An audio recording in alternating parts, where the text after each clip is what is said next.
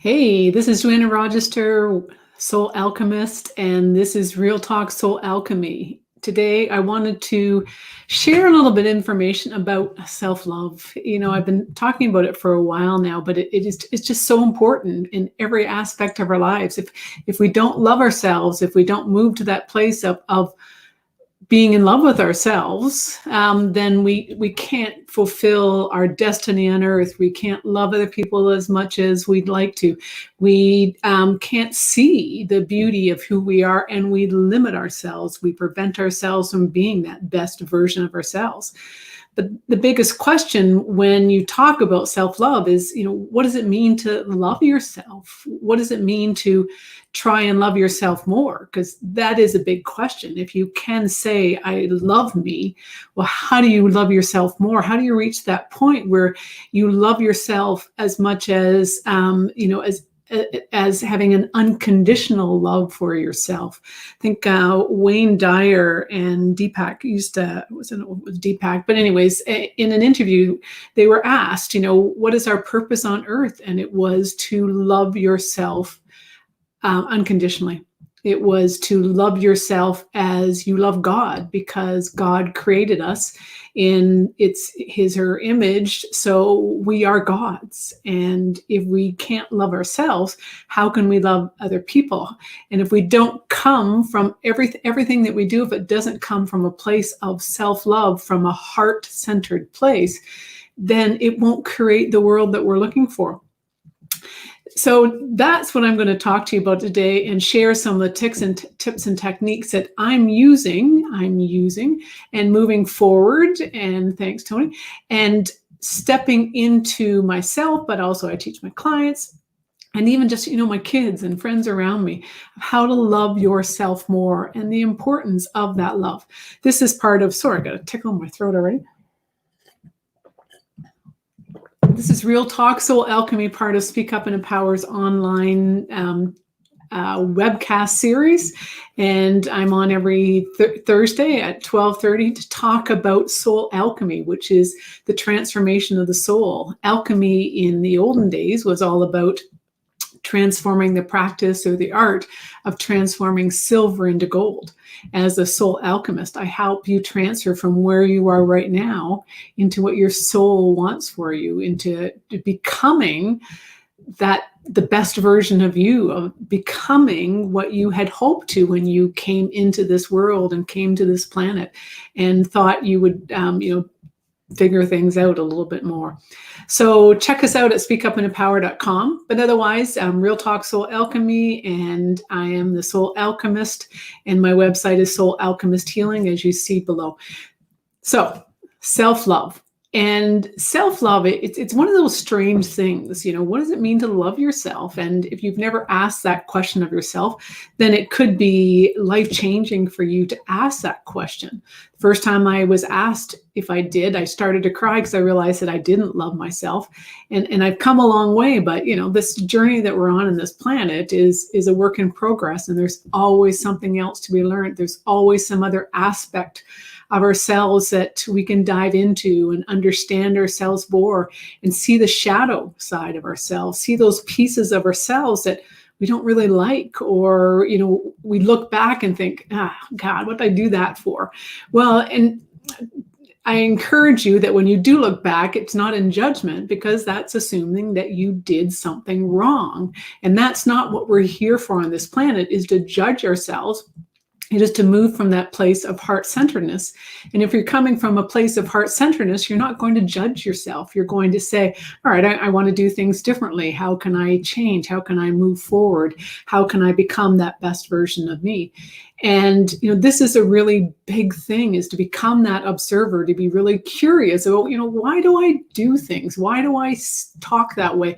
Why do I say these things to myself? Why do I view things in this way? Why do I get irritated by these certain things, or irritated by other people? And the more we can step into that role of being that observer in our life, to be curious about why you do things, the more you can come to understand yourself better, and the more you can come to accept things better, and the more you can come to get into the flow. in working with a client the other day, he's really transformed a lot. And he says, well, these things just don't bug me anymore. And I think that's the beauty of becoming more aware, becoming more conscious, stepping into that individuation process, is to not get caught up in the day-to-day things, and to allow things to just flow over you, and not be triggered by things. And that's what self-love really is about, is understanding yourself enough to go, I'm not going to get caught up in that. Let me understand it. And then we're going to move on past it. And when you can step into that place in your life, then it really is a beautiful place to be. And so, how do you figure out what parts of yourself you don't like?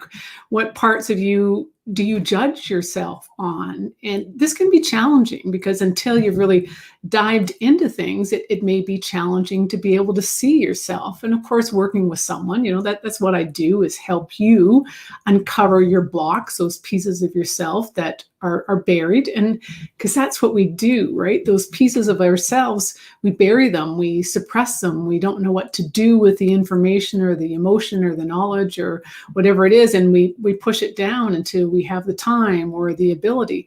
And unfortunately, so often in our lives, we don't ever develop that ability. We don't get the tools to figure things out, to understand ourselves better.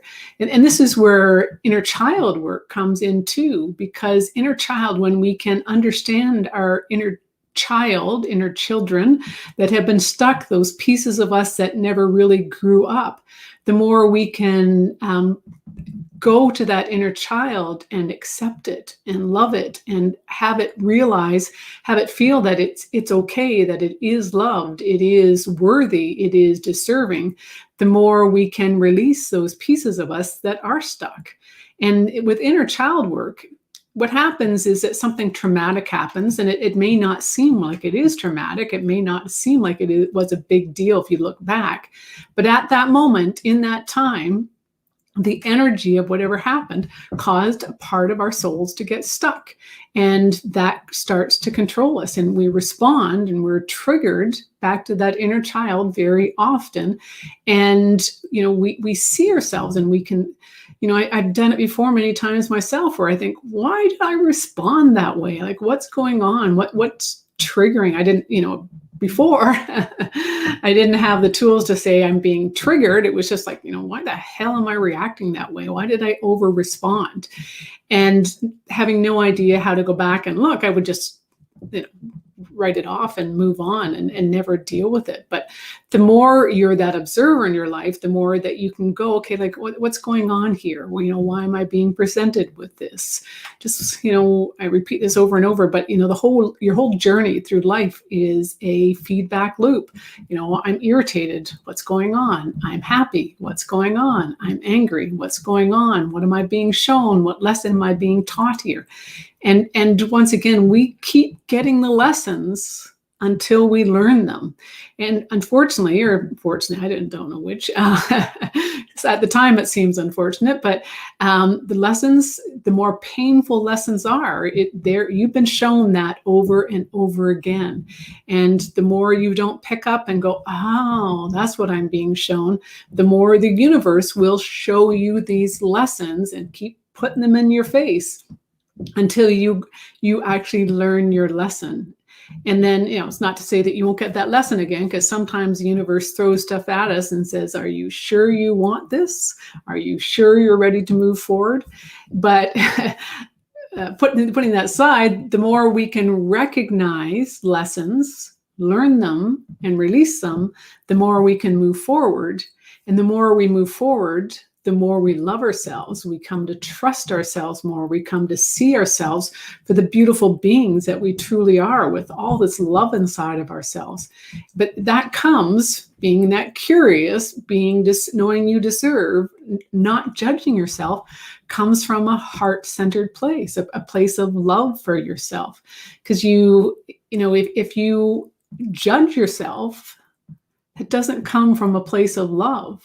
That comes from a place of judgment. And that's not what we're here for. We're here to observe and pay attention and understand more about emotions and, about how things affect us from a traumatic, from an emotional standpoint, and how do we move through this? How do we understand human emotions? How do we understand these adventures that we are being shown? How do we learn to love ourselves more? So being that observer, paying attention, looking at those shadow parts of yourself and coming to understand them. And sometimes those shadow parts are really a challenge to be able to look at, because it's not always pretty. There's lots of things when I was raising my kids, I soon came to realize that I was raising my kids the way that I was parented. And it's not like it happened right away. I had 3 kids, and it took me a while to realize that I was parenting the exact same way that I had been parented, and I didn't like it then. Why was I doing it now? And it was because I didn't have any other tools. They were the only tools that I knew, was how I was parented. And so I finally, got really upset with my daughter one time. We got in this big fight, and it was like, oh my God, like I can't do this anymore. This is, she's upset. I'm upset. This is going on constantly. I have to change the way that I respond. I have to do things differently. And that started me on a journey of self-discovering and understanding myself better. And when I moved through that, it was be able to see, right, that the way I was parented, it wasn't something that I liked. It didn't teach me good things about myself. It didn't bring out those pieces of myself that I now wish had been brought out. And, I'm not going to judge my mom or my dad, right? This is just teachings, learnings now of how I want to do it differently. And we move through that, and when you can let go and come to love those pieces of yourself, you will have greater self-confidence and greater self-esteem. You will trust yourself more because you know intuitively that what you're doing is on the right track. There's always going to be shifts. There's always going to be movement. But we're given that option. We're given that free will to figure ourselves out. And that's part of self-love too. But I think that one of the first things also that you can think about is it's not selfish to put yourself first, right? When you put yourself first, it's not coming from a place of ego. It's coming from a place of I deserve, of I want, of I, here's my boundaries. Here's what I need. I am good enough. So I'm going to demand more. I'm going to demand that I be treated the way I deserve to be treated. I'm not going to let people step across my boundaries. I'm not going to people say things to me that I wouldn't ever accept, right? I'm not going to allow people to talk down to me, or I'm going to speak my voice, speak my words. And that's been a huge one for me because I was a middle child. Eventually there were 6 of us, but that came years afterwards. And so I was a middle child for most of them. And if you know the dynamics of middle children, we tend to want everyone to get along and everyone to be happy. So we tend to stuff our own stuff down in order to make sure that everyone gets along. And had lots of problems with my throat. I had thyroid issues for quite a while, and that's part of what started me on a journey of self-discovery and self-awareness. When I realized that I had Graves' disease, which is a hyperthyroid condition, but it's in your throat. That's your throat chakra, not getting stuck and getting closed down. And that can cause all kinds of problems.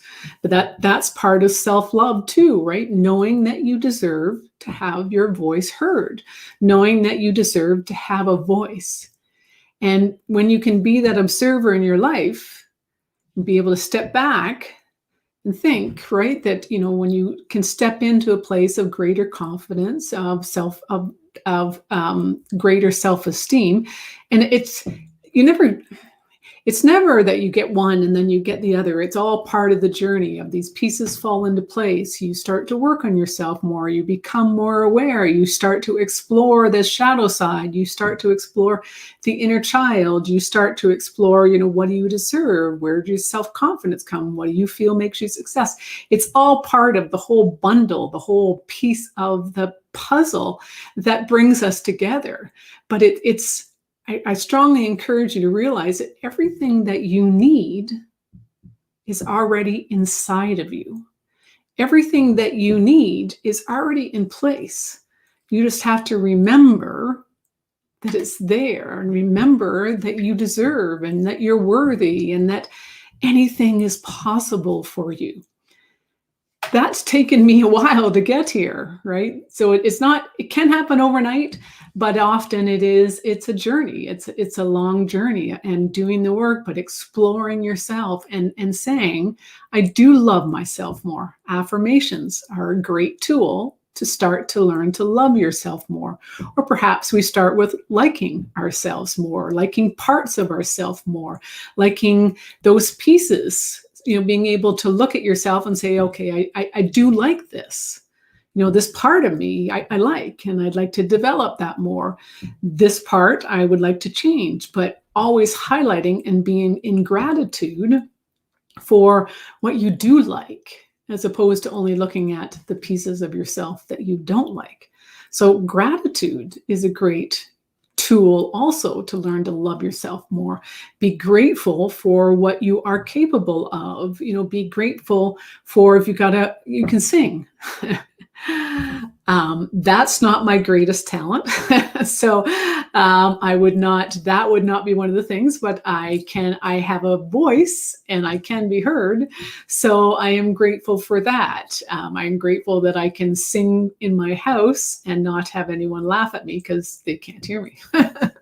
But it's being grateful for what you do have. And affirmations are great tools to start to create, to manifest that world that you're searching for, and to start to put your subconscious self on a journey of self-discovery. So if you're saying, I am moving towards liking myself more, I'm moving more towards appreciate what I have, I am moving towards being able to appreciate that I am smart, or I am resourceful, or I am mechanically inclined, whatever it is for you, these tools can be, the affirmation is a great place to start, and always positive, always looking at what you want to become, but also with an element of not having it too much of a stretch for you. Because if on one hand you say, I'm grateful for my health, and yet you feel that you're not healthy at all, then that won't work. So instead, if you want to move towards a different physical body, then I am grateful for having the energy that I need to play with my kids, or I'm grateful to have the energy to move through the day without falling asleep. So all of these pieces will start to add up. So affirmations are a great tool too, being that observer, exploring who you want to be, and understanding. Now, there's all kinds of amazing guided meditations that are out there to help you move through and explore that shadow side of yourself, that dark side of yourself. You can do them yourself, be guided online, just on YouTube, or you can start to create your own once you've done them a few times. But, even now, after, the many years that I've been spending working on myself, I still find myself doing guided meditations and crying and, releasing those parts of yourself. And, there's a reminder in that too, that when you cry, it's not something to be embarrassed about. When you cry, you're just releasing energy. When I'm working with clients and they're moving through a process, I will often start yawning, because my energy picks up that they're releasing and allowing things to go, and my energy helps them. I don't want to compare myself to horses, but if you ever done some equine therapy working with horses, you'll know that when horses are helping you and they're helping you release energy, they will start to yawn. And it's just a process of helping that energy come unstuck, because we carry emotions in our body and they get stuck. So old traumas, old emotions get stuck. And it's why people like Louise Hay, who have written books about how to heal yourself, look at the different joints, the different organs, different diseases, and there's always an emotion behind it. Just for example, if you've got problems with your neck and shoulders, you probably have anger issues.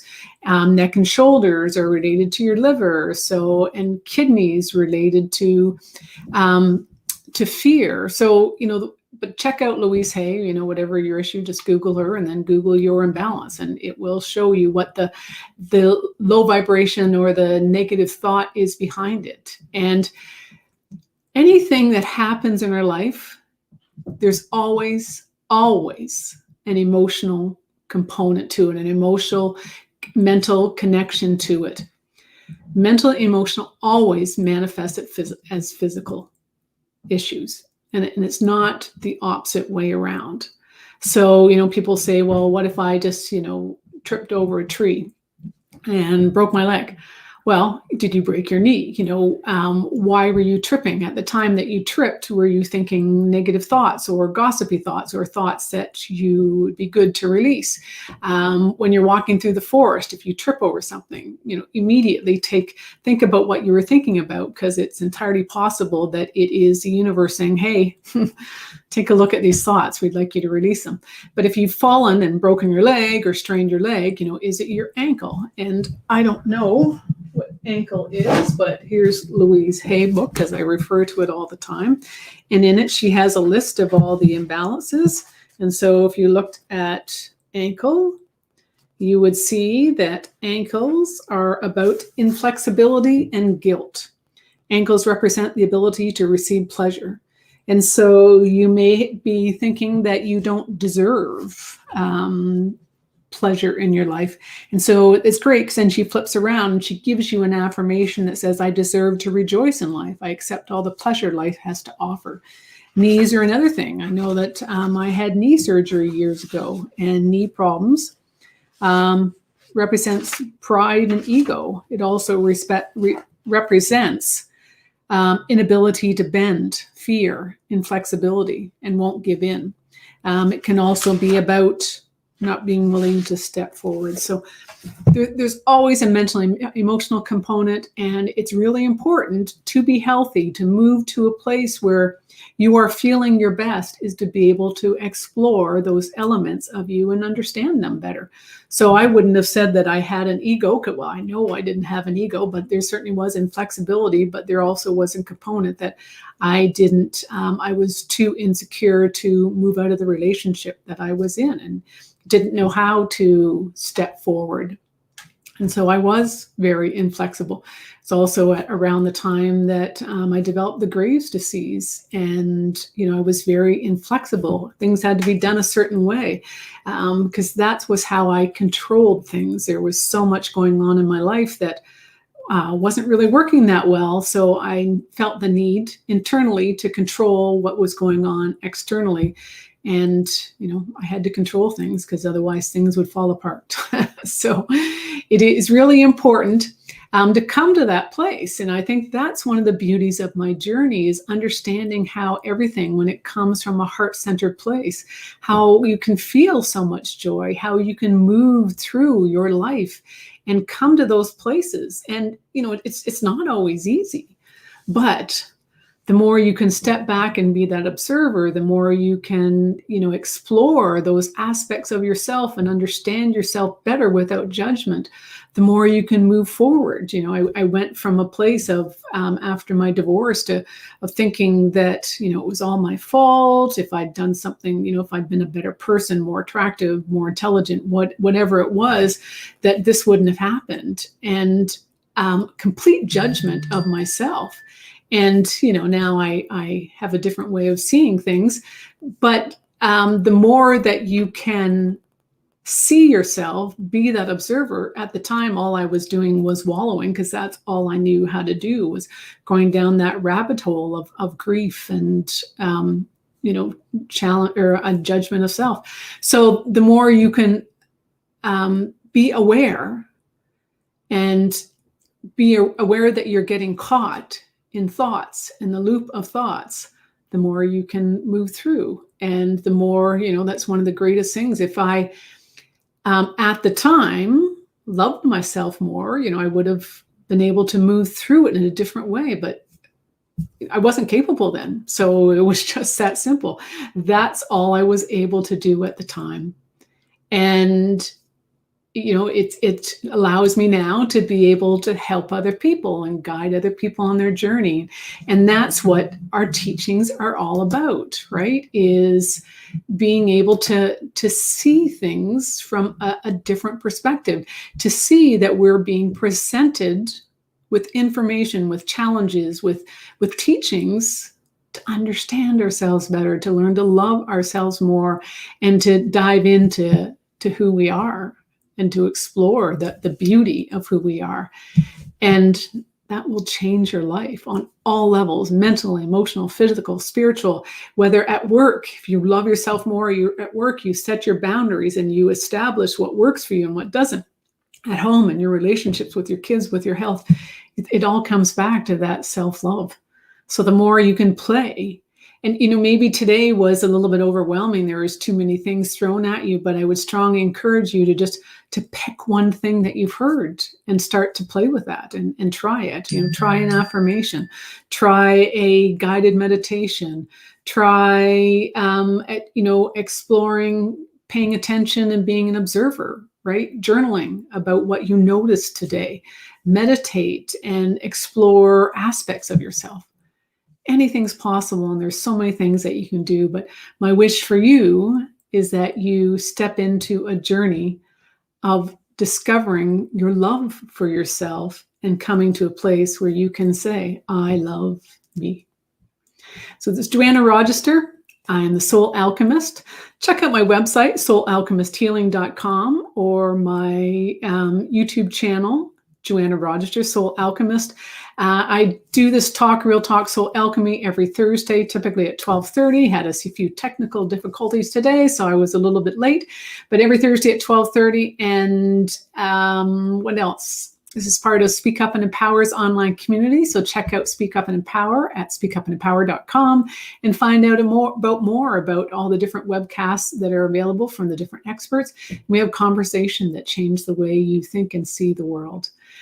Have a great day. And if you have any questions, please reach out, or would like any topics covered off, I'd be more than happy. But if you do go to my YouTube channel, Joanna Rochester, Joanna Rochester, Soul Alchemist, please subscribe. Okay. Thank you very much and enjoy the rest of your day.